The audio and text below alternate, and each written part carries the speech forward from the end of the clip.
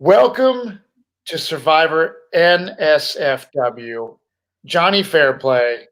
I said this 1 second before I hit the go live button. This is one of my top favorite episodes in the history of Survivor. I cried for nearly 30 minutes of the first half. Then my jaw dropped. I don't know, dude. I'm just I don't even know what to say right now. I absolutely adored it, and when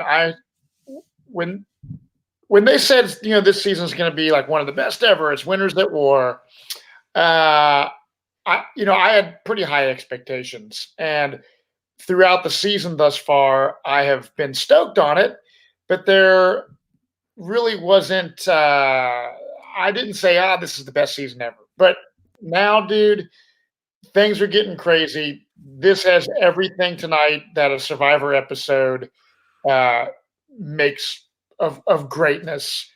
Some people don't like advantages and twists, but tonight I thought it was very entertaining tribal council, and the loved one visit was the best one that I've ever seen. Well, I mean, let's not go too crazy. I mean, you're talking. I'm pretty sure it could be second place at best.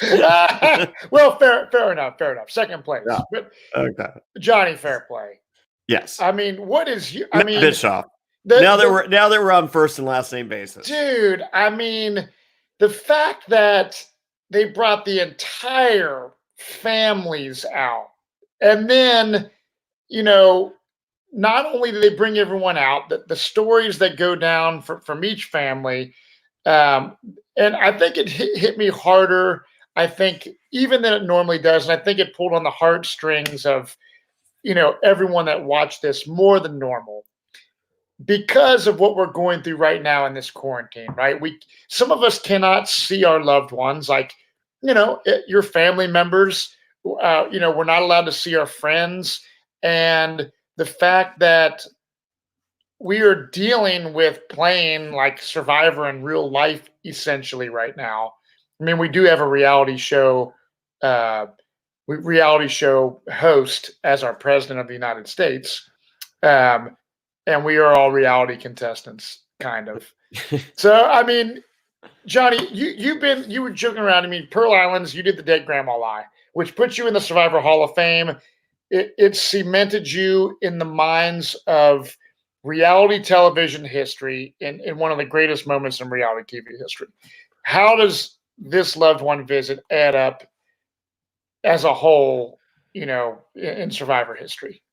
I mean, it was great television, but I don't even know if it counts as a loved ones. I mean, like, it was like super loved ones. Mm-hmm. I mean, like, let's break it down piece by piece and dissect it, and then I'll tell you where I'm at with each part. Okay. Yes. Okay. So we start Kim first. Yep. Her family comes out. Immediately, Jeremy is floored. See, I'm basing what I'm seeing with each thing on the other reactions. Yes. I don't think Jeremy is necessarily floored by the fact of Kim's family. He's just like, it's going to be our families. Yeah, I know. Yeah, and I think that was extremely powerful. And I mean, it's the loved ones episode could be such gameplay filled, and all of that was subtracted, but replaced by just a feel good moment. So I have no beef with what happened. I loved it. I mean, like, as far as great television, I just, it pulled on every heartstring there was. I loved pretty much every second of it. So next we have Ben. My daughter Piper is shocked. She goes, "Wow, someone would date him." But I don't know if Piper's aware, and you might not be either, Matt. Ben served in Asian's military, and some chicks are into that. So. I actually it brought back I know we joke around, and well, you more than myself, but Sure. I I really, although I thought the season that Ben was on and the fishy, did they plant idols, this, that, whatever, I get all that. But at the same time, it brought back memories of when I'm watching Ben's season and my boys who, for me to watch Survivor, I've been a Survivor fan, my wife and I, since day one. Okay. Now that our kids are old enough, they love Survivor and they loved Ben. And I remember them cheering, "Go Ben, go Ben." Tonight, I'm a fan of Ben. I think that seeing the side of Ben, and all these people, it shows it takes away the game for a minute, a game for $2 million. And for every single person out there that has a loved one, they seem to have dropped all strategy, all gameplay for this moment in time to let their families be on this island with them. A bucket list of mine, Fairplay, is to have the money set aside to fly back to Survivor Caramoan one day, to stay at the Ponderosa that I stayed at with my family, and to go to Goda Beach and Bacall Beach and show my family where I played this crazy game, right? That's a lot of pipe dreams for a lot of survivors, right? You would love to go back to the Pearl Islands. Not up to the rhino stories, no. Yeah, right. True. But Troyzan and stuff, him, when I did the podcast, when you're doing the live event, he was saying how when, he went back to Fiji with Ty and Michelle and everybody. And it's just like, that would be really freaking cool. And those people got to just hey, Tyson's look at what Daddy does. This is what Daddy does. And my wife and I were talking a minute ago during commercial break. Has Tyson ever actually worked? Is he, you know what I'm saying? This is what he does.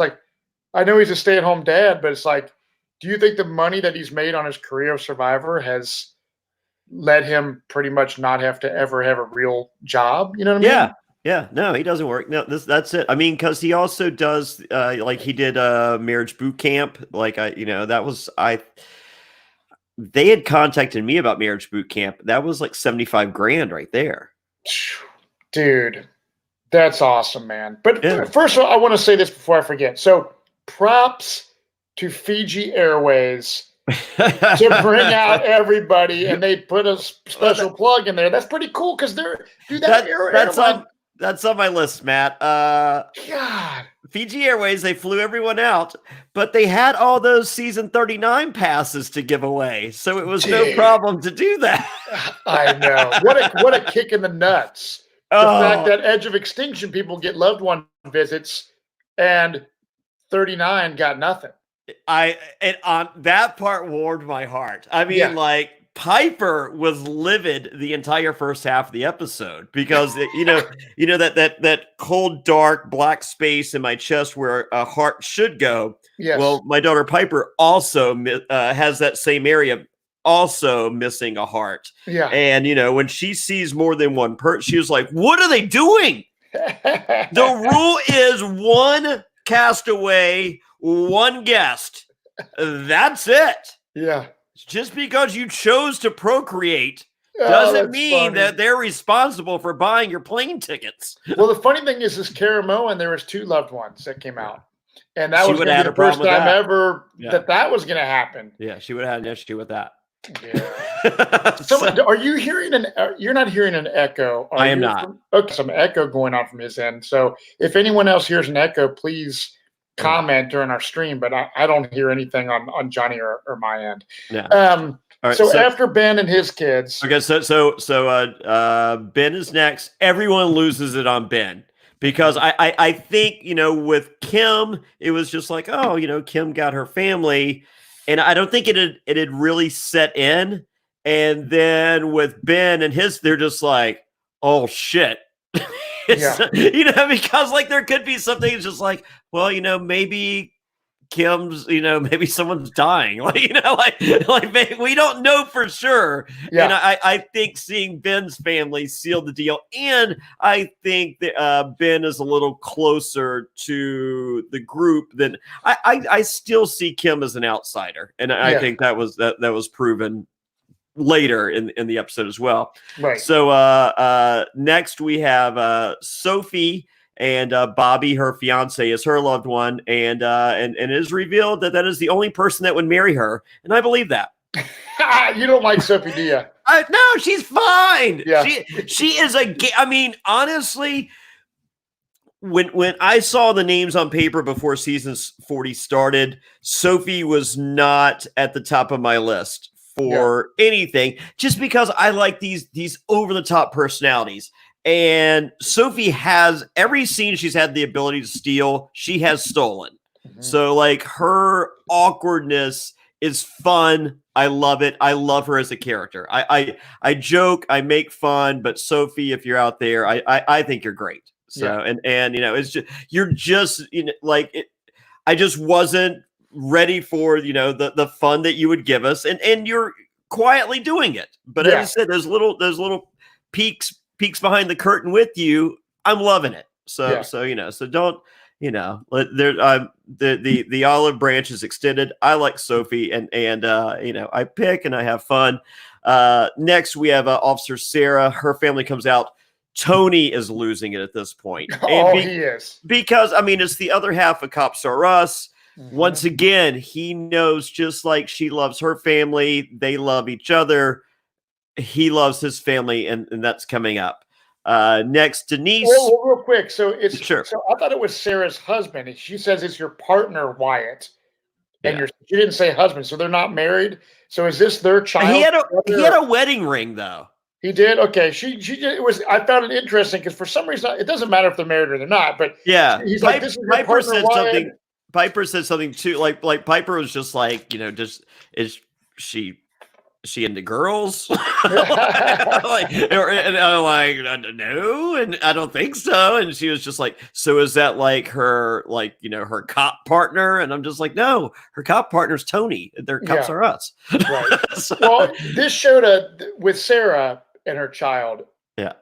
Sarah is a fierce competitor. She's she's a gamer, dude. She's hardcore. I mean, I listened to Andrea on Rob C's podcast because I played Survivor with Andrea, and to hear her talk about Sarah and how cutthroat, like you think she's your friend, like true friends. Yeah. And then she screws you over, right? This, I don't know. I mean, between last week giving the reward for the Chinese food to Nick, and that was the reward for the Chinese food for Nick was explained in that she had a Chinese food allergy. Right, but still, she still did it. Right, so we're seeing a very human side to all of these players. But I think those are both last week with she's fucking allergic, so it doesn't even fucking matter. Yeah. And then B. This one, everyone's guard is down. So there are two human moments when it's the easiest time in the history of Survivor to have human moments. Right. So I mean, props to her. I love Sarah. I think she's beautiful. I think she's a fucking beast. I think she's playing an amazing game. I do too. She's fucking badass. I mean, like everything I can ask for in what I watch Survivor for, she's given me. Right. So and for her to have two human moments, kudos for great television. But I'm not faulting you as a player for having two fucking human moments in the span of 39 days. Right. 100%. Okay. So next is Denise and her daughter, who's I think 4 feet taller than her. I'm not sure. I don't, because they use a metric system there on Fiji, so I have no clue. But beautiful family. It was one of the less anticlimactic moments, and nothing against Denise. I just felt that everyone had used everything up and saving whatever they had left for their family. Well, I will say her husband is super cool. Like I Yeah. hung out with them at Reality Rally in 2014, I guess it was. Yeah. He's a huge Survivor fan. Oh, sweet. And super nice guy. And I like the fact that, you know, a lot of the other kids were young kids that we saw tonight. This was a 15-and-a-half-year-old daughter who is best friends with their mom. They tell each other everything. Yeah. And that's really cool. Like that dynamic, the fact that, you know, that exists, that you have teenagers that will be honest with their mother or their father. I thought it was really cool. Just hearing how close they are. But yeah, Denise is tiny. I mean, I posted a photo on my Instagram back from Reality Rally of Denise and I. Denise is super cool. She's super small, but she has some a tall husband and a tall daughter, and yeah, it was pretty cool. So next is Nick and Griselle, and Gristle? you know, and Gristle, and of course we both know each of them very well, and so happy to see them have this moment. I mean, like for Nick, you know, to use this time, you know, to look, you know, back and look forward and know that this is the only, you know, person that he wants to spend the rest of his life with, and you know, it was just a cool moment, and she's Nick, you outkicked your cover. I mean, Nick's a good looking guy. You know, I said for anyone that caught the preview on our Patreon stuff at patreon.com/SurvivorNSFW, we recorded with Russell Hantz the top 10 best survivors in the history of Survivor. And we ranked them. And our lists are very different, you know, immensely different. But as some of you called in the preview, you know, I'd rather fuck Nick Wilson than Sophie. Just personal choice. So I'm not discounting the good looks of Nick Wilson. However, Griselle is still out of his league. And he's a great looking guy. Yeah, I mean, I know what you're saying, but it's kind of like I have a hot wife, and people could probably say that, like, what is this fucking troll with a damn beard? I say it. I text her every I don't know. It's not every night now. It's about every other night. It's okay. So the fact that Griselle got to go out there, she is a huge Survivor fan. Yes, she would love to play Survivor. So when I got to see Griselle go out there and have this moment with Nick, I personally know how much that had to mean to her, just like it would meant so much to my wife to, you know, go out there and see me out there. So it was awesome, and I can't wait to talk to Nick and be like, dude, like, how amazing was it? Like, did you guys bang? And here's the thing, I know everyone else is like you know, hurting kids, you know, like go behind a fucking rock and, you know, claim the island. Here's one thing. I don't think Nick Wilson needs this with a woman like Griselle. But I tell you what, some of you guys out there, you're getting a little older. Things aren't working the right way that it used to. You could take a damn Blue Chew, Jonny Fairplay. Remember the days when you guys were ready to go?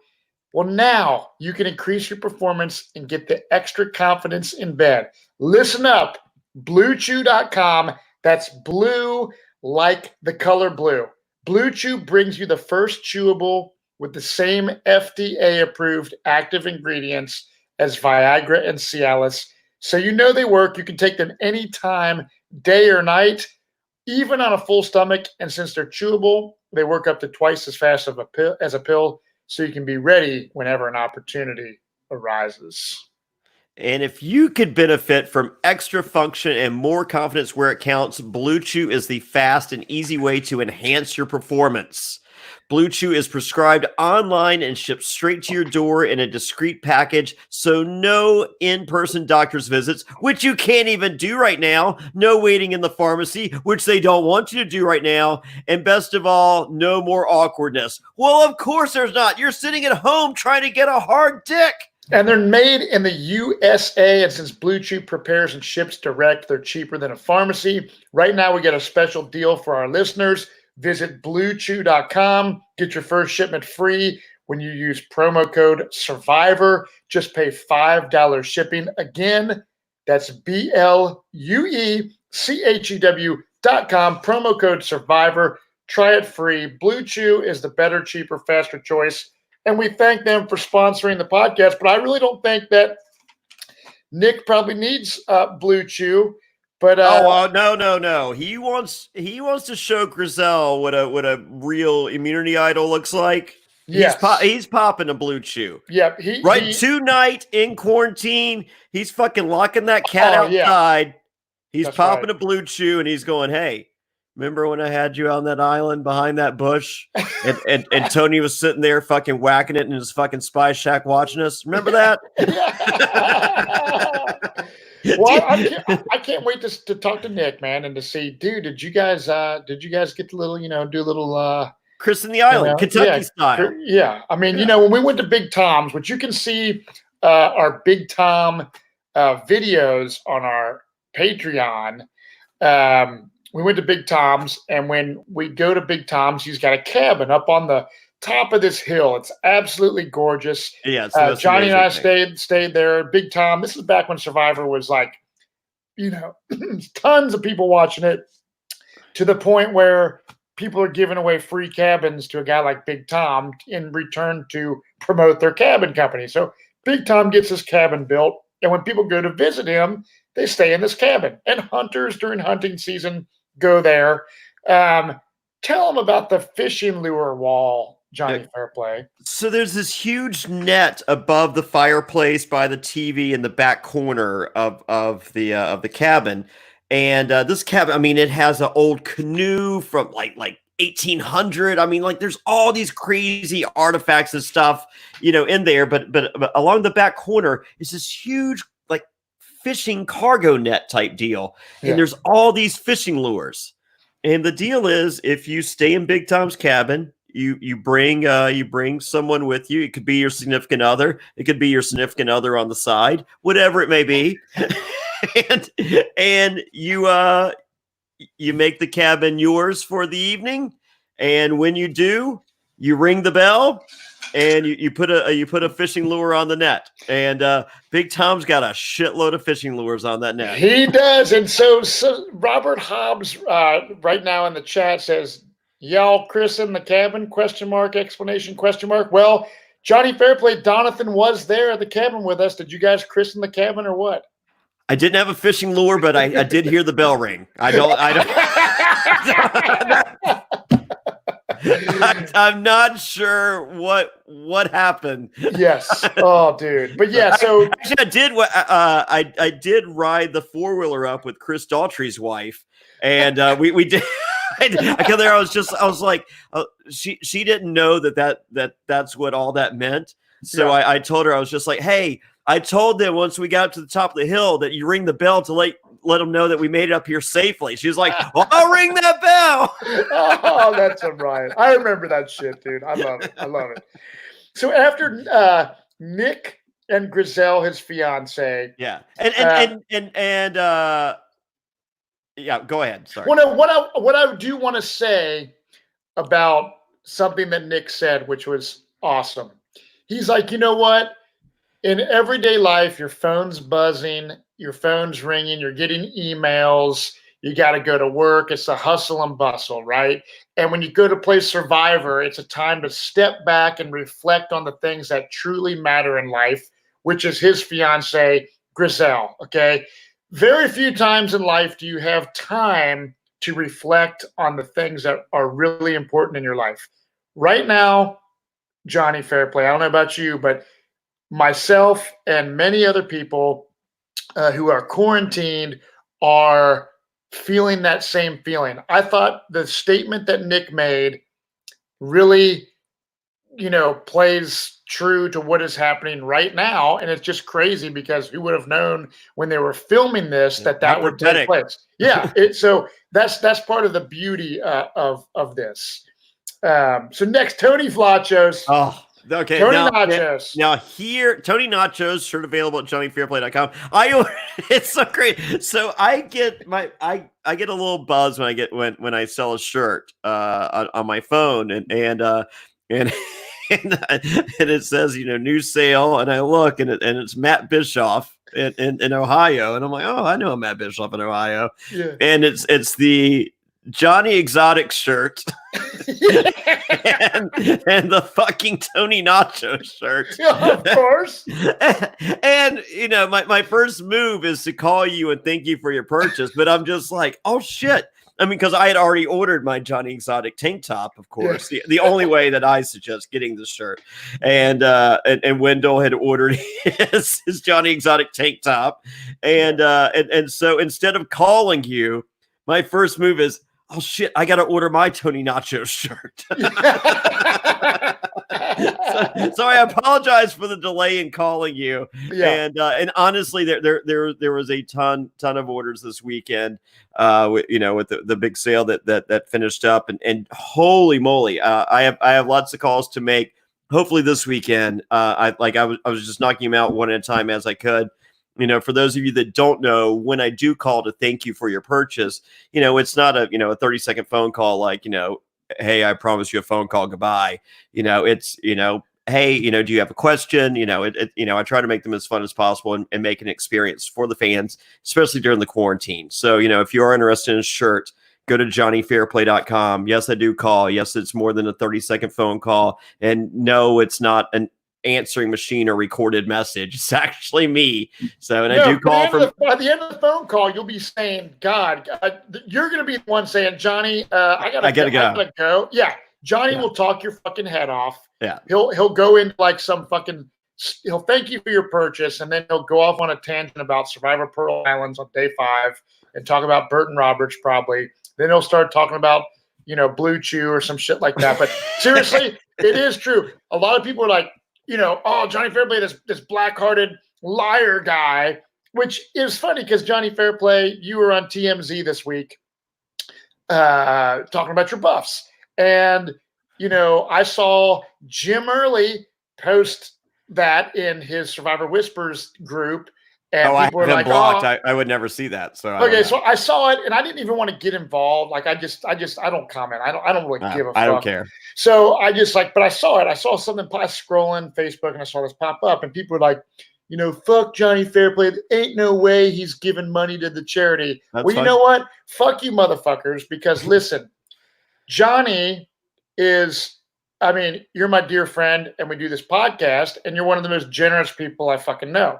So when you may be a hustler and, do cameos and we, sell people on t-shirts, but that's what we do. It's like, duh, this is a brand. This is something we're doing.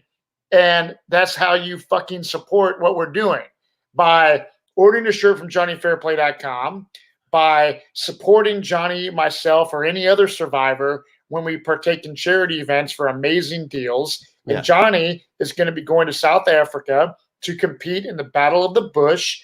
John Vitaya, all the guys that are involved in the Survival Challenge are putting this South Africa thing. And it's the charity to raise money to build Christian churches in South Africa. Christian schools. Yeah, sorry. Yeah. Christian schools. So Johnny is. I don't need the buff money. No, yes. I'm a realtor, okay? Like, I have the t-shirt thing, we have the Patreon and all that. That pays for the podcast. That makes me,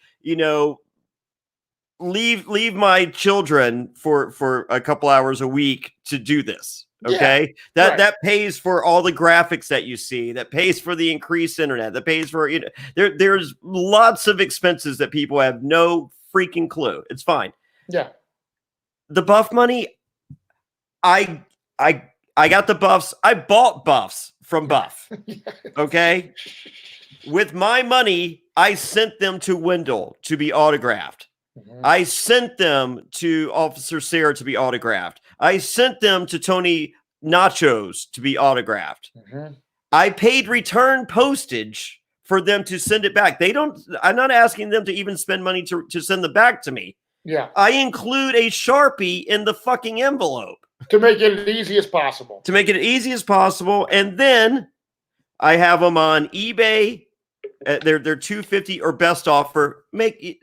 Offer 150 is fine. As I said, all of it's going to like the best way to do it is honestly just fucking hit me up. And you can do a direct link. I'll send you straight over to Bill. You can do it right there. He can give me the info. I'll send you a fucking buff on my own. I don't care. Yeah, right. I just figured the easiest way to do it was do it through the Patreon platform where I could, all the information is there.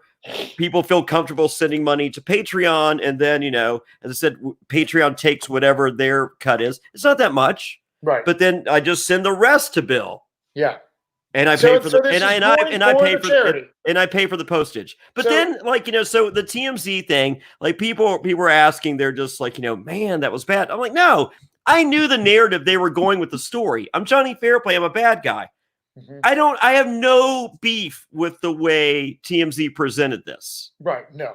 Because I just wanted the word out there. Yeah, it's like, dude. So I mean, they're not going to tell the story. They're just like, hey, here's Jonny Fairplay doing something good. They have to give some kind of spin, so it's a reason for them to tell the story. Yeah. So the fact that they got the story out there, I'm using that to do good. It's okay. Right. 100%. So I'm not mad at like people are just like, oh, fuck TMZ. No, thank you, TMZ. We've sold some buffs. Like we're closing in on $1,000 so far. Thank you so much. Right. So, yes. So that's the deal. And then I also want to mention before I forget, John Vitaya had put on his Facebook, he's looking for a Ghost Island buff. He never bought one. Okay. I tagged you in there. I know. I saw. I checked. That's about the Debbie, one of our favorite patrons. She got my last Ghost Island buff in March. Yeah, so our listener, Robert Hobbs, says, Jonny wouldn't be friends with so many survivors if he was truly a bad guy. Well, no, I don't like them. They like me. Okay, but we went off on a tangent. But yeah. But real quick, let's get out there. Lastly, patreon.com/Survivor NSFW.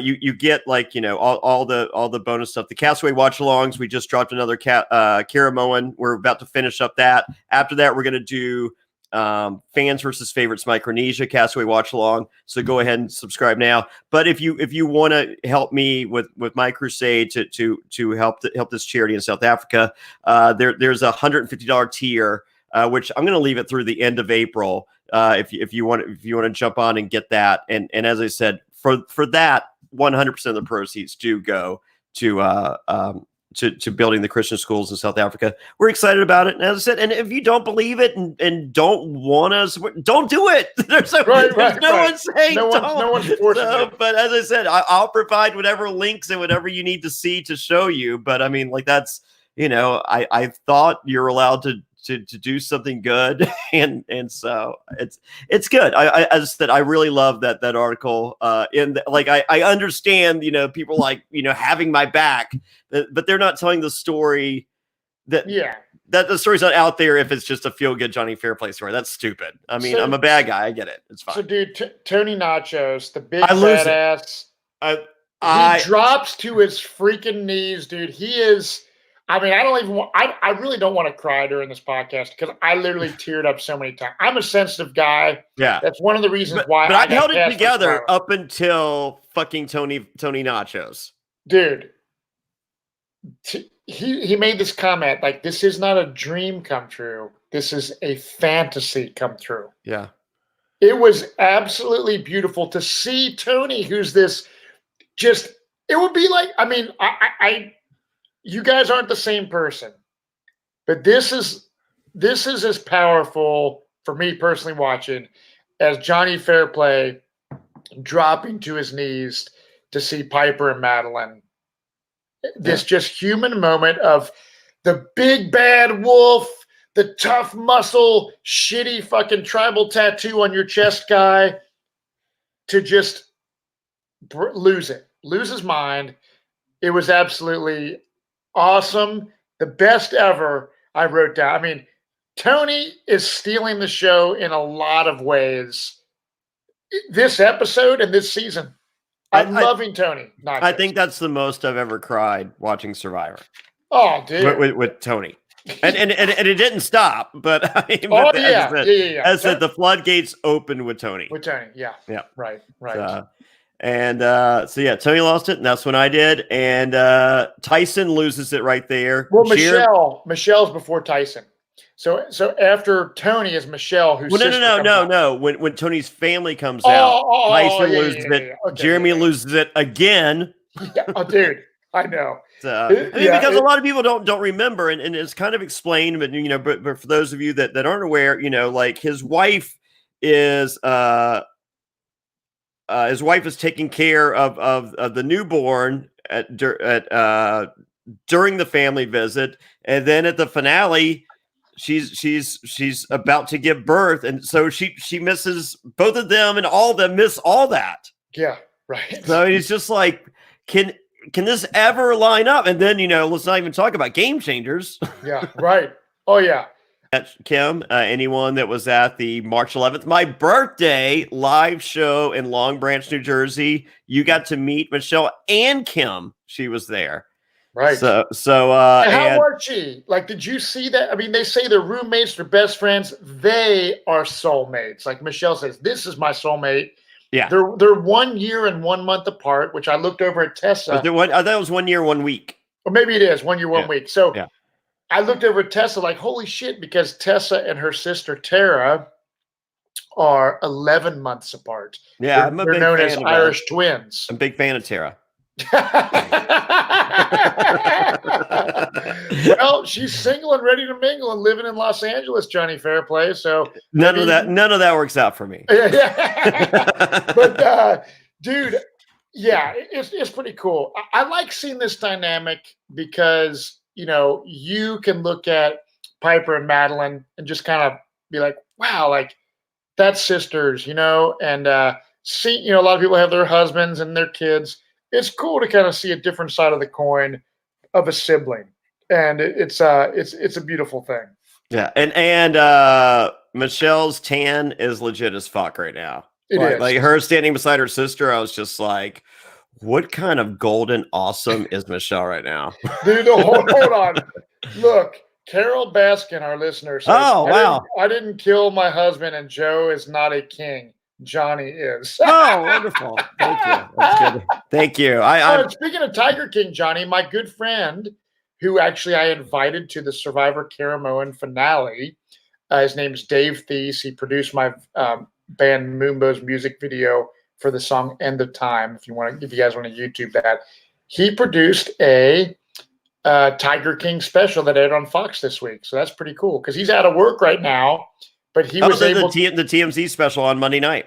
Yeah, that aired on Fox. Yeah, he directed that. So he did. And he was your guest at the finale. He was my guest at the finale. Good friend from Cincinnati, Ohio. All right, no spoilers. But did he get to see you when you were on stage, like doing all that stuff at the finale?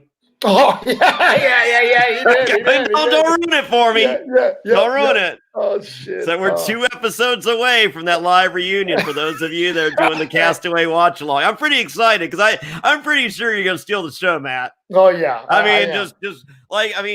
Do you even do they even have you a chair, or are you just walking around I'm just going crazy, man. Okay, cool. Awesome. So here, let me grab this one. Who's getting tired? This is from Metro Bellisk Radio. Who's getting tired of seeing Adam crying this season? Press F for Adam's tears. Well, hold on 1 minute. He might be on the edge of extinction, but Adam could have scored you some points today at FanDuel.com/Fairplay. Fairplay is all caps. It is case sensitive. That's FanDuel.com/Fairplay. FAIRPLAY. It is free to play. You log in the players that you think are going to have the biggest impact of the episode.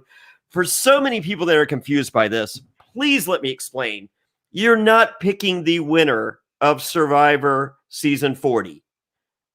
So for anyone going, how can you enter something like this, week 12, week 13, week whatever episode that we are here on the show, how can you enter to win? It's too late. It's not. This starts over every week.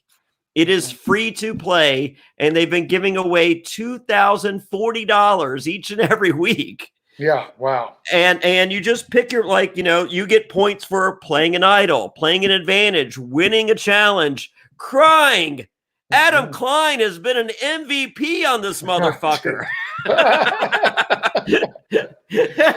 I mean, who would have had money on Adam Klein crying tonight? Yeah. Everyone should have. Right. 100%. So you head over now to you have up until 8 p.m. Eastern Standard Time US to get in your picks on who are going to be the influencers of the episode. But I hope everyone got in. And if you didn't, go right now. You don't have to wait until Wednesday. You don't have to wait until the day before. You can go right now. Go to fanduel.com/fairplay. That's all caps for Fairplay. It is case sensitive. And lock in your picks for next week and go win somebody. It's free to play. It costs no money. Right. So we're not saying, hey, put in your credit card. None of that. You just go and log in. No credit card. It's, free. Yeah, right. So go win. That's fanduel.com/fairplay, all caps. We like to thank those guys for being one of our newest sponsors here at the Survivor NSFW podcast. So let's go to Tyson, dude. His wife Rachel comes out, and one of his children, they specify, his daughter. Yeah, I lost it again. So Tyson has never experienced a family visit. So this is got to be, no matter what happens. I mean, obviously winning $2 million would be the best thing. But the fact that he's played Survivor a bunch of times and this is the first family visit, it's freaking awesome for him. And it's funny. And he's like, does daddy smell? And she's like, yeah. And his wife, Rachel, who he played Blood versus Water with, she kind of steps back. And Jeff's like, no, come on in here. And she's like, you know what? I just want to watch this beautiful moment. Yeah. And I thought that was really, really fucking cool. Because there's a lot of women that would be like, hey, I want to get on TV time. I can cry too. Right. Yes. So I thought it was awesome. The fact that he never got to experience a family visit. I mean, and the thing is Tyson is another one of those, like I said with Tony, the big bad, sarcastic guy, the villain, and they're just brought to tears. And it just shows you that this game is a game. However, there comes a time when there's, even like Jonny Fairplay. I don't know if we really saw it on your season. Maybe if we saw Jonny Fairplay play a legend season, I think there might be a chance we would see a Jonny Fairplay human moment. I see it a lot on the podcast, but dude, human moments all over the place. Tyson, it was awesome. So no, I loved it. And then finally, I mean, and you knew it as it starts with Kim and her family, and you see Jeremy losing it because you knew this moment would had to be the climax of this. Yes, Jeremy's family. So. Dude, amazing. And well casted for what they knew would happen. I mean, to have his family come out, the last time we saw Val come out and tell the gender of the baby and that was the big thing that was revealed at his final tribal speech. For all that to come full circle was so awesome for me, the viewer, a fellow survivor and a fan, all those. And I just thought it was great television. It was great television. And the thing is man, I wonder what he was what was going through his mind, the anticipation.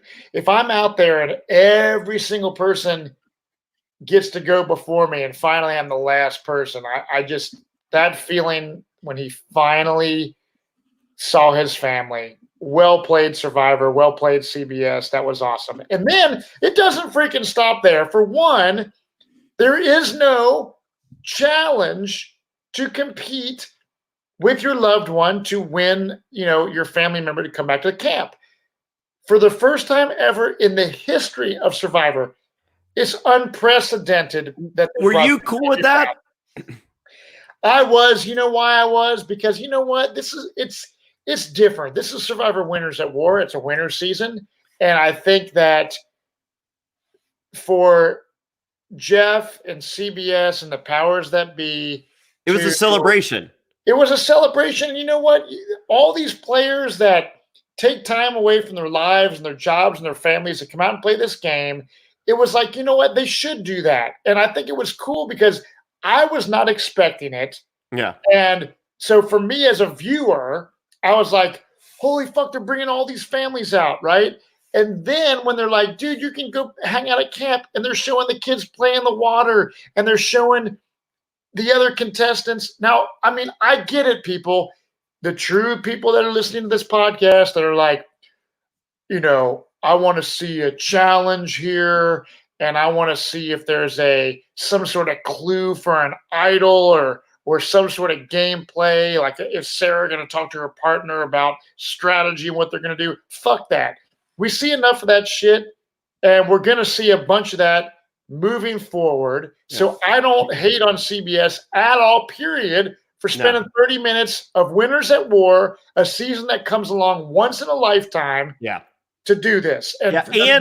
And by feeding everyone, you're arming everyone for lights out challenges to end this thing.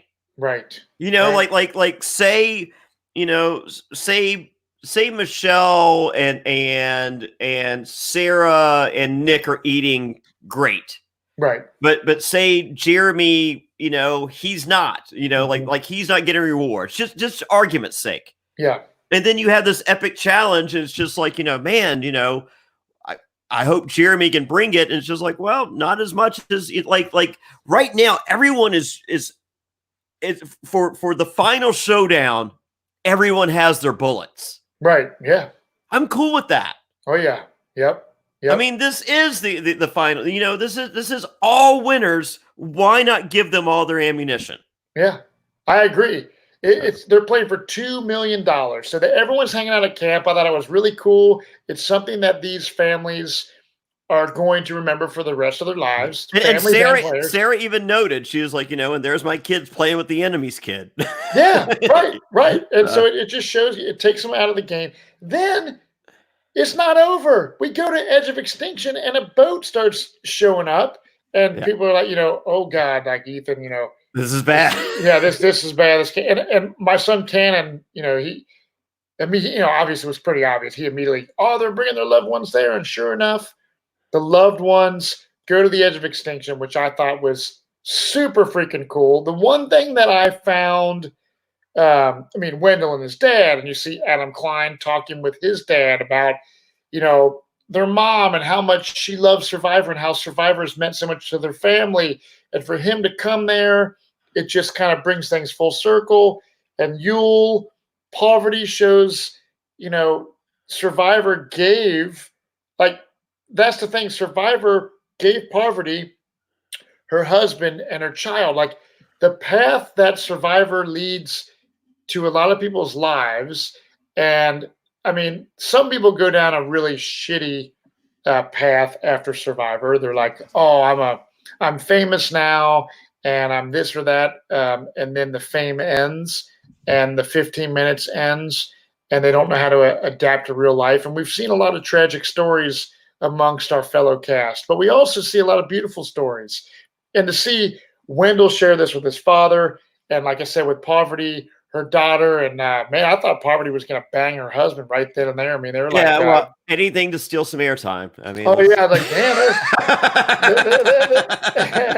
and then seeing Ethan and his wife, and seeing that made me Ethan, cry again, dude. Me too. Looking into your eyes and him saying, "I will never ever leave you again." Like I love you so much. Have you met her before? I've not met her. Okay, I have not either. Have they been married a while? Do you know? Or the wedding? I know when the wedding was.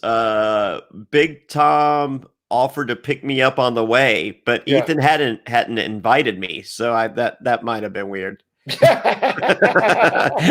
I don't see Big Tom sharing his meal. No, that's hilarious, dude. So Natalie and her sister, who she played Blood versus Water with. That was Yeah, cool. which is that was a really cool callback, for Yeah, fans. and the So baby, and then Rob and Amber and the kids. What were your thoughts on this? I kind of just I didn't look.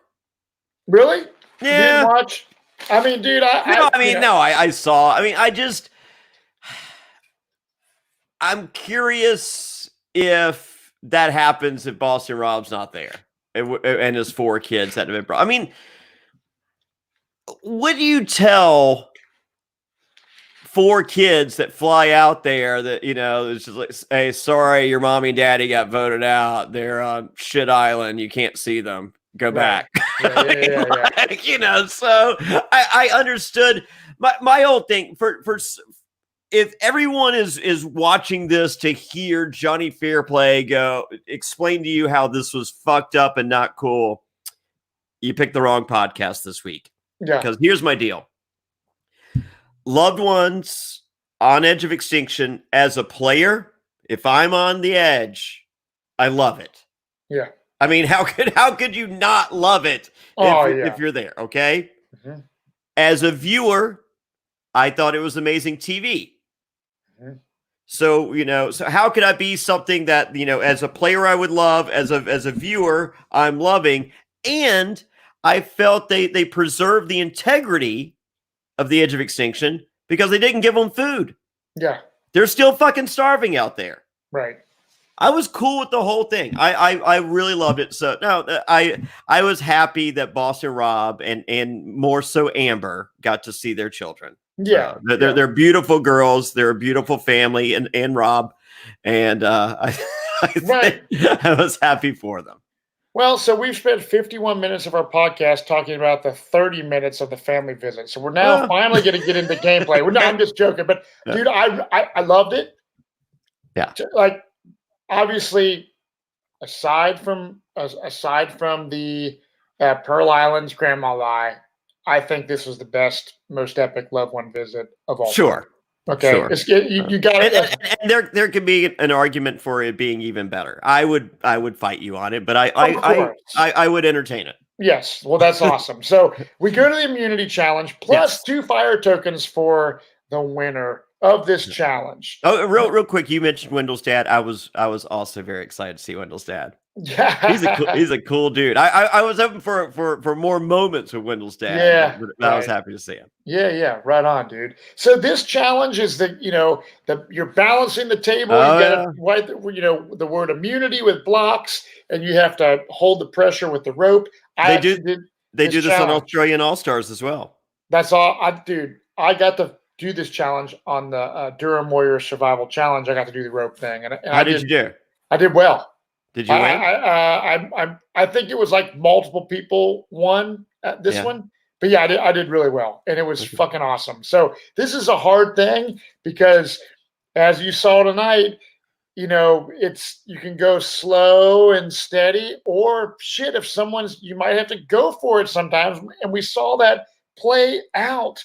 You have to spell the word immunity, and I thought, man, is Ben gonna freaking misspell this shit this time? Because he called it out. His U was not upside down. I'm sitting there watching. There were 2 different techniques. So Nick did the puzzle pieces under his neck, and then you had Jeremy and Tyson with the pieces in their mouth. Yeah. Now, still, since the whole Bonaducci thing and everything, I could not put that piece in my mouth. Still, I mean, like to say mental thing. I could. Right. Yeah, right. No, that makes sense, dude. That makes sense. And it looks as though that would be easier than holding it under your neck. Yeah, that's I probably would have tied my freaking beard like a rope around the piece. I mean, can you just put it in your fucking pocket? Is that not allowed?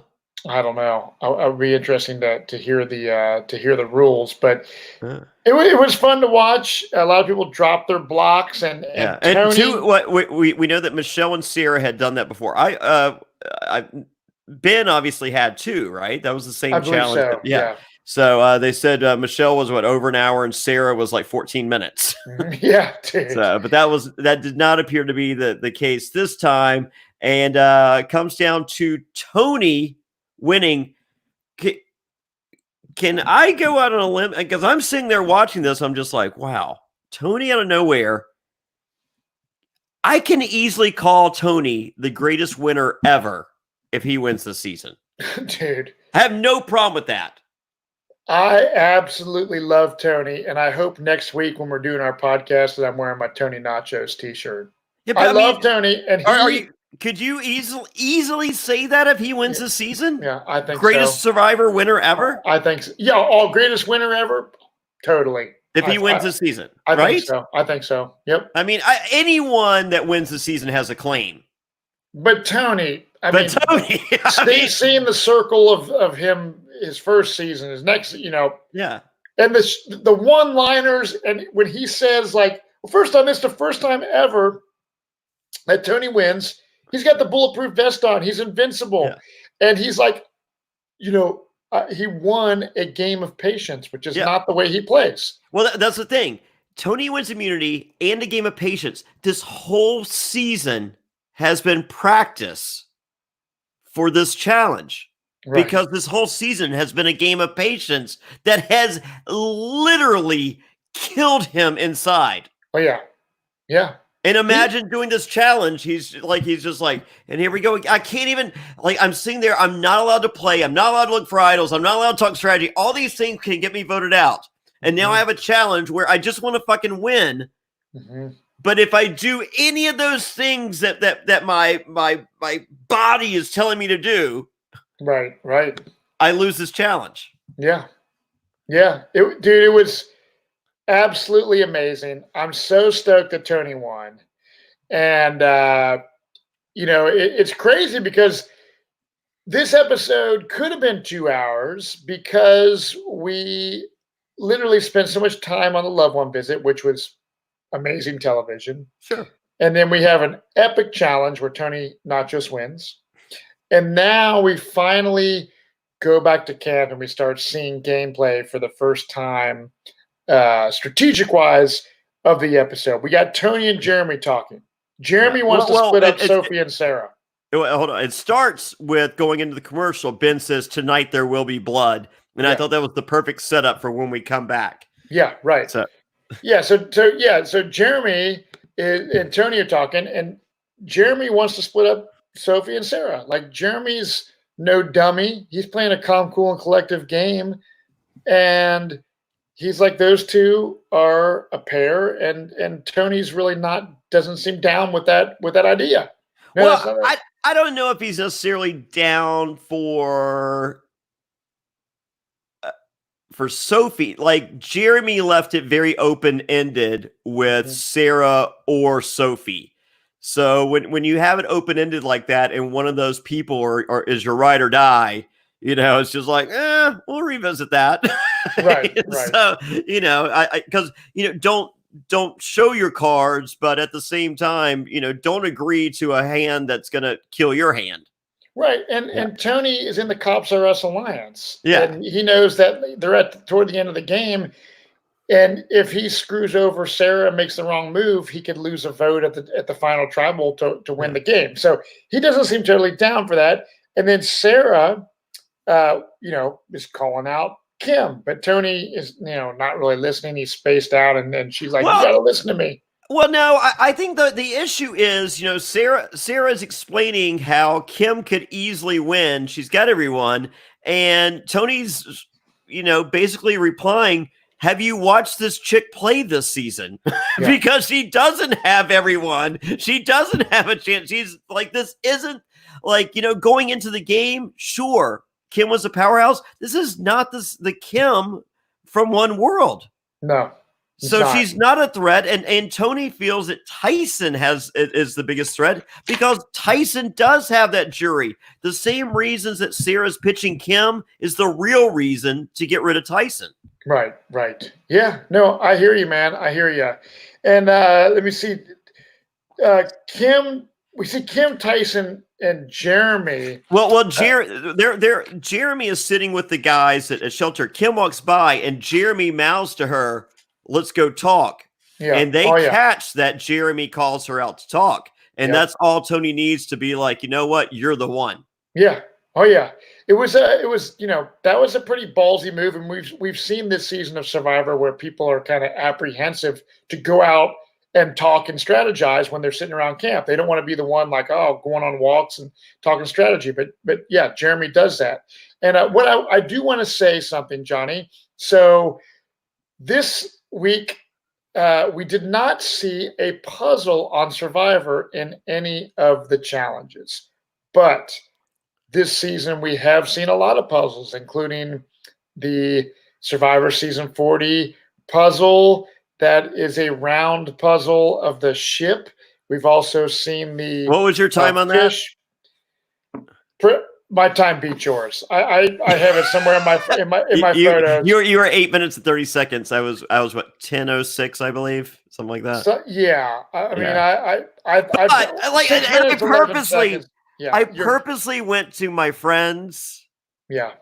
Like we social distance because I needed someone to record. And I go and I'm like I just need silence. All I need is silence. Yeah. And what do you see in the video? Oh yeah, no silence. His dog's going crazy. There's fucking noise outside. He finally brings his dog back inside. He's aggressively playing with all of this in my fucking side peripheral. And I'm like, motherfucker. And someone's just like, well, what's the difference between Jeff and I'm like, there's a fucking difference. Oh, there is. So any fool, Jonny, can climb a wall or crawl through sand, but as any fan knows, Survivor challenges are won or lost at the puzzle. The most successful players are puzzle masters. You can be one too. Perplexer's Puzzles creates handmade miniature replicas of many of Survivor's greatest and most challenging puzzles. Find out if you have what it takes by visiting the Perplexer's Puzzle store on Etsy or simply visiting survivorpuzzle.com. Enter promo code Fairplay at checkout for a 10% discount. These are miniature replicas. I have the fire puzzle that they sent me. I have the season 40 round ship and the waves puzzle. I have the tree puzzle, which the tree puzzle is by far the hardest out of all of them. The tree puzzle is mega hard. There, Jonny Fairplay has it. I absolutely, myself, my family, no bullshit. I love these puzzles. I've been saying forever that someone needs to do Survivor replica puzzles, and now they do. So check them out on Instagram. Just search Perplexer's Puzzles, but go to survivorpuzzle.com right now. Promo code Fairplay at checkout for 10% discount. So, do you know how many people are getting these puzzles, Matt? Tons. I mean, like, how this is what the fish puzzle from last week. You're just like, how hard is that? Find out. He made the fish puzzle. He did. Now I'm like, damn, I saw that today. I'm like, fuck, I want that one now, damn. So Perplexer's Puzzles, if you're listening, send it my way. I'll do all of them, baby. And we have the Patreon group. If you become a patron, as you know, we do a weekly Q&A and it's, our favorite podcast of the week because, we answer the questions that you guys ask. They're not necessarily Survivor related, but we have so much. I mean, I tell stories I should not tell and you guys are figuring that out because the feedback I get once you become a patron, you're like, holy fucking shit. I can't believe you said that. I'm like, I know I shouldn't. Yeah. So, we also become a member of the secret Patreon Facebook group. And we are doing tomorrow night, tomorrow's and Thursday night at 7 p.m. We're doing some Survivor Puzzle live challenges. Mm-hmm. So that's tomorrow at 7. So if you've been thinking about becoming a patron, do that now so you can join us. There are going to be some prizes, and also order your puzzle right now. I mean, we're in a lockdown. Amazon sold out puzzles. You're not supposed to go to Walmart and all this stuff for non-essential items. Get your puzzle right now, survivorpuzzle.com. Use promo code Fairplay and get yourself a discount and do some puzzles with us. So, I mean, this is wood. This isn't, some piece of shit. They're dope. They're dope. So everyone in my family does them. I do it, then my wife does it, then my two boys do it, then I Piper do it again. loves it. Yes. Yeah, it's so fun. So it's really cool. Tonight's episode, dude, there's a lot of strategy going on at camp. Well, hold on. So real quick, we do see, as you mentioned, going into talking about the puzzles, Kim, Tyson, and Jeremy decide that they want to work with Michelle and Denise to vote out Sophie. Right. Yep. Okay. The only issue is, Jeremy reveals that he can walk out of tribal, but if he does, he can't vote. Right. So he's got the safety without a vote power, Sure. basically. So here's my big thing going into Tribal. I'm surprised that we're not seeing Nick and Michelle talk, because they've been more than obvious that they've been working together since the switch. And it seems like they're on two separate sides, and I don't believe that. I don't either. I don't know why we didn't. I think Michelle is working as a double agent, and she's still with Nick. And when she needs to fall back into the cool kids group, she is and will. Right. So we have not only Jeremy has a safety, safety without power.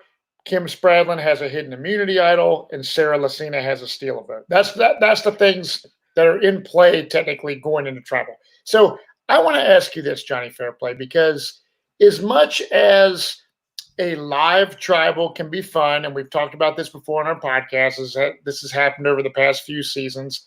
Sometimes a live Tribal is like really fun and exciting and shit like that. Now, as soon Tonight, as not so much. Yeah, as soon as Tribal started, Kim immediately starts. It's like so much happened at camp before Tribal. Shouldn't they have a pretty damn good idea of what they're going to do?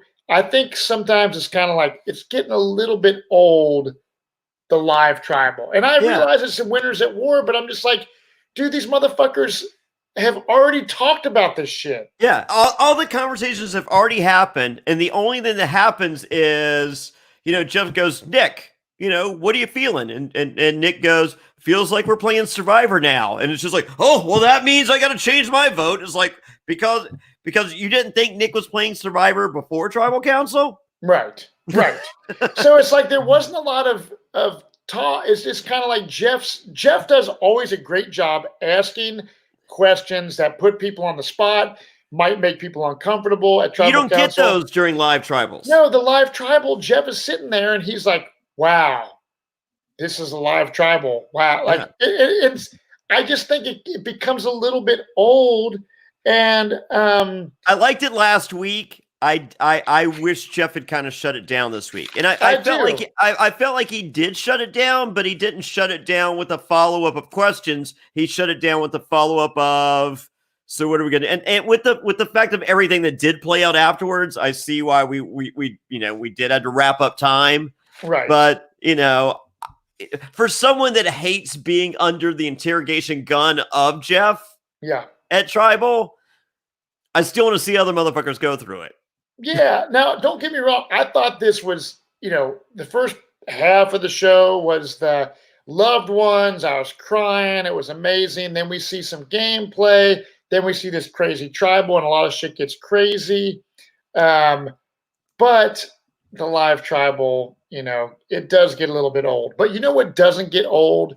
What doesn't get old is having a trimmed up area around your freaking ball sack. And I'm sporting the shirt right now, Jonny Fairplay. I love it. Manscaped, refining the gentleman. Because if you're listening to this podcast right now, we're in quarantine. Dudes, chicks, whoever, women can use this damn thing. Even though it's called Manscaped, hell with it. You may be walking around, Jonny Fairplay. I've seen a lot of people on Facebook. I haven't got out of my sweatpants. I haven't put a bra on. I haven't put makeup on. I see people saying, I need a haircut. My gray hair that I usually get colored at the hair salon is showing. So I know for a fact, dudes listening to this podcast right now, if you were to pull your pants aside and look down at your weenus area, you would most likely, unless you're in the possession of a lawnmower 3.0, you probably have a damn jungle down there. You do not want your damn pubes, no matter what, during quarantine, to look like the dreadlock beard on my face. As Jonny Fairplay would say, I assure you, your balls are one of the smelliest parts of your body. We put deodorant on our armpits, right? So, Manscaped has you covered to have you clean as a whistle, trimmed up however you want, and be ready to pop your blue chew and be with your significant other. Jonny Fairplay, tell our listeners how they can get a deal on the Manscaped Perfect Package 3.0. Well, the Perfect Package 3.0 kit comes with the new and improved Lawnmower 3.0 waterproofed cordless body trimmer and a ton of other liquid formations to round out your manscaping routine. The third generation trimmer features a cutting edge ceramic blade to prevent manscaping accidents. Extremely important. Millions of balls are about to be nick free thanks to Manscaped advanced skin safe technology. And of course, let's not forget about the crop preserver, an anti-chafing ball deodorant and moisturizer. You put deodorant on your armpits, so why aren't you putting deodorant on the smelliest part of your body? And subscribers get a new replacement blade refill for your lawnmower trimmer delivered to your door every 3 months, making sure your trimmer always stays fresh and so clean. For a limited time, subscribers get not one, but 2 free gifts. The Shed Travel Bag, a $39 value add, and the patented high-performance anti-chafing Manscaped Boxer Briefs. This is the perfect package for your perfect package. Get 20% off, plus free shipping, plus 2 free gifts. Use promo code SURVIVOR, they love it when we do that, at manscaped.com. Do yourself a favor and always have the right tools for the job. That's promo code SURVIVOR at manscaped.com. Now, let me tell you something, Matt. You are a married man and married for a long time. So fun left your life eons ago. It hasn't, but maybe filming pornos at the Grand Canyon that I used to do with my wife. We haven't done, that, but trust me, my wife used to sell dildos for a living, Pure Romance. So I got a pretty fun wife, but I get what you're saying. Well, no, I was talking to a survivor or two. Yes. During this past week, during this quarantine, during this lockdown, right? And I was riddled with the questions, just like, girls be acting crazy during this quarantine or what? And I'm just like, oh, please elaborate. And apparently, pussy and dick pictures are all-time high right now, Matt Bischoff. I would not doubt it. Dude. See, I felt that you were out of the loop on that, so I felt I should bring it to your attention. You should. Yeah.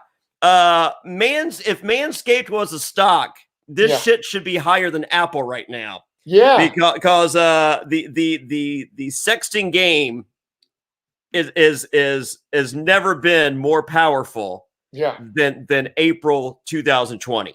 Yeah. So I was shown things that I cannot unsee. And I would also like to send a shout out to Riley Reed, who I think has made a stencil kit to show girls what they're supposed to do. And girls are listening. Oh, holy shit. This is manscaped.com, promo code SURVIVOR. You can win this battle of the picks that you're supposed to be receiving during this time of need and feed. Well,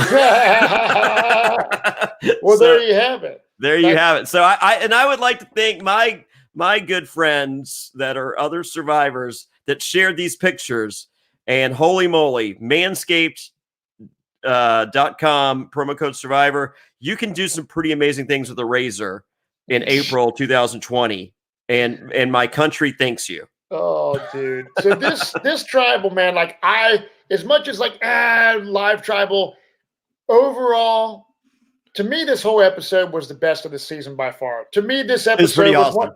This whole episode, dude, for me, people could disagree, was one of my top favorite episodes as far as I can remember. Yeah. Because as a viewer of television, I cried and I'm yelling at the TV and I'm like, holy shit. I'm like, oh my God. That's what makes Survivor beautiful. After 20 years on television, season 40, Jeremy, is he going to play this advantage? How about the gunfight between Jeremy and Officer Sarah? She's like, you go. It's like, no. And then just like, fine, let's go vote. He's like, Yeah. Oh yeah. Dude. Twice. No, well, technically 3 fucking times. I know. A game of you draw, motherfucker, because I will. Right. Oh yeah. It was awesome. And the thing is like last episode, we see Adam try to play Jeff's freaking podium as an idol, which was epic. I Yes. love that. And I'm loving what's going on here. Jeremy finally, he makes the decision that we're playing for $2 million. Whether it's the right one or the wrong one, he leaves his alliance behind, and this could cost him the game. Yeah. But he plays advantage. Wendell calls him out. He said Jeremy just walked out on his squad. Yeah. But when none of you guys listening or myself or Jonny or have been in this position, who knows what you would do, right? Because everything is whispering. He doesn't have immunity idle around his neck like Tony Vachos does. So he plays the advantage. I think he's the vote. If he stays, he's the vote. Yeah, so he leaves. You can't hate on him for that, dude. And he cannot vote. But if he doesn't leave, Kim plays her idol for Jeremy. Yeah. Right. She does. And then right. Sophie probably goes home. Yeah. Well, the funny thing that I see is when Tony's like, I hope it's not a nullifier, which I thought was hilarious. Another quote from Tony. No, not an immunity necklace nullifier. Yeah, dude, I mean, Tony, if you're listening, Tony, I love you, dude. You're freaking badass. Oh, Tony's listening. Dude, I mean, It was absolutely awesome. And Tony does approve of the Tony Nacho shirt. Okay, good.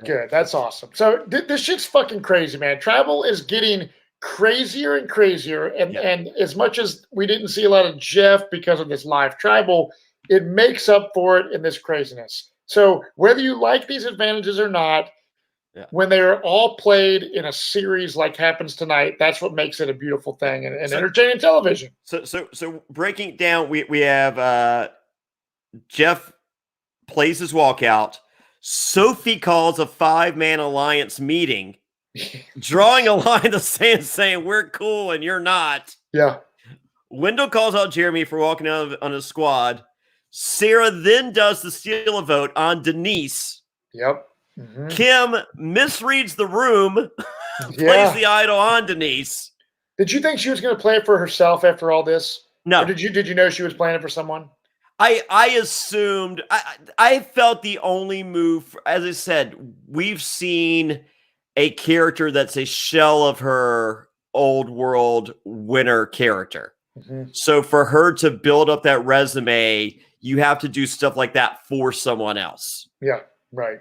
So I mean, you could play it for yourself, but I think that's just a one-off, and then you're potentially next because your alliance, whatever that little part of alliance that you do have versus the majority, they're seeing that you're in it for yourself and not them, even if you guessed right.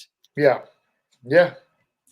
So Kim plays the idol for Denise, and our boy Tyson happens to be the latest casualty of Survivor, which was a smart move because he did have the bond already.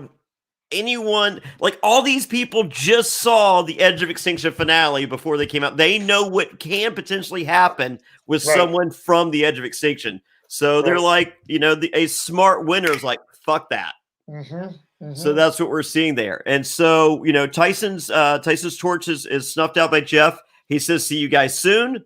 Then he walks over to the boxes to where he would leave a fire token if he had one. He gives them the finger.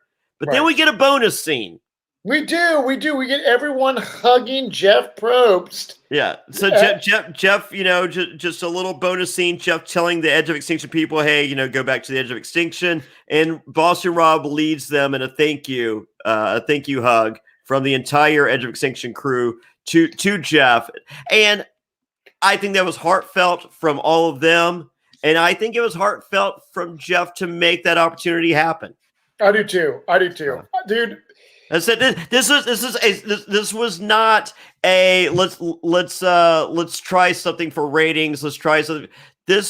I felt all this entire the first part of the episode and the last part and all those things minus the challenge and tribal was a celebration of 40 seasons. It was. I loved it. I absolutely loved it. People can call me out all day on Twitter, like saying that, like this guy Gary says, Survivor jumped the shark yet again with that bullshit episode. I'd rather watch a Joni Loves Chachi rerun. Dude, point me to loved it. Point me to the Jonny and Chachi podcast. I'd like to check that out. Yeah, dude, I loved it. I've played Survivor. I've been a fan since day one. Survivor Winners at War season 40. We've seen things that we've never seen before. And I look forward to Survivor every week even more than I have, and I always look forward to it because we are in a quarantine and it's the 1 hour of television where we can kick back and watch this show play out the way we love it. And then I told Tessa, I was like, I cannot wait to podcast about this because there were so many times last season where I was like, fuck, I'm taking notes and I'm like, I am dreading to do this podcast. Like, I do not want to do it. This freaking sucks. It's stupid. And this is entertaining television, man. I loved it. So, that's my opinion, and I'll stand by it. And props to everyone, props to CBS. And I hope this shit gets even better. And, even Russell, the Russell Hand Show says, as a player, I loved it. As a fan, it was way too long. Yeah. Russell's black heart can only absorb so much. I mean, oh, yeah, that's right. But so for those of you that want to see more of Russell, he joined me and Matt on the Patreon side of things. That's patreon.com/Survivor NSFW. We rank the top 10 best winners in the history of Survivor. We also, a few weeks ago, did the top 10 worst winners. Some people's lists intermingled. They shouldn't have, but they did. and I want to say something real quick before we go about Russell's statement. As a player, I loved it. As a fan, it was way too long. I guarantee you that everyone, like when I did my Survivor viewing parties, dude, I had at this Buffalo Wings restaurant, 100, 200 people there every week. It was packed with people from high school, people I haven't seen in years, dude. It was a celebration of Matt Bischoff playing this show. Everyone came together and got to experience this together. So at my kids' school, the teachers love Survivor and my neighbors love Survivor. I guarantee you that maybe the people that are hardcore and listen to Survivor podcasts and go to all the charity events and get autographs of all us idiots, those people that are that hardcore may feel, it was too long. But I don't think anyone other than Russell. But people are saying I agree. But I guarantee you that if I polled on Facebook, the majority of people that are casual fans that have watched every season that love it, this is probably by far their favorite episode of Survivor in the history of Survivor. I would say this is up there. So, and that's the thing is Survivor's on for so many seasons because those casual fans that just love to watch it with their family, it's a family show on Wednesday, they watch it. So for those people and myself, out of the park. Tyler Clark, you're wrong, buddy. Screw off and go listen to Rob C. Anyways, I love all of you guys except Tyler. And cheers. We'll see you next time on Survivor NSFW. Good night.